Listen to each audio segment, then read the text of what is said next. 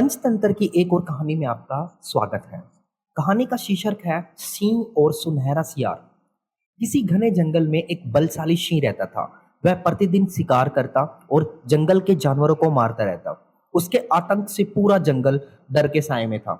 एक दिन जंगल के जानवरों ने मिलकर एक योजना बनाई। उन्होंने सिंह के पास जाकर निवेदन किया, हे राजन, आप प्रतिदिन हमें मारकर खाते हो, इससे जंगल के सारे जानवर खत्म हो जाएंगे।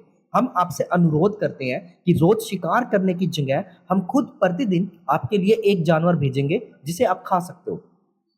सिंह ने कुछ सोचा और इस प्रस्ताव को स्वीकार कर लिया। अब हर दिन एक जानवर खुद को सिंह के भोजन के रूप में पेश करने लगा। इस तरह सभी जानवर कुछ समय तक राहत की सांस लेने लगे।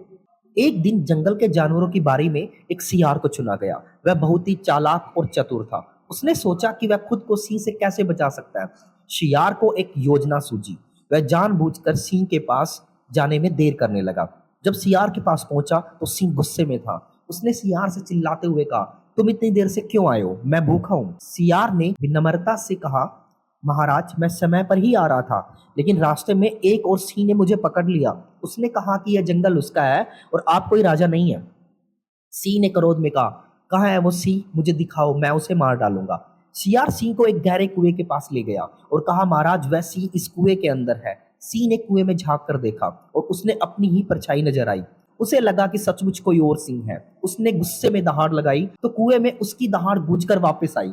अब सिंह को लगा कि दूसरा सिंह भी उसे चुनौती दे रहा है। गुस्से में सिंह कुएं में कूद पड़ा और डूबकर मर गया।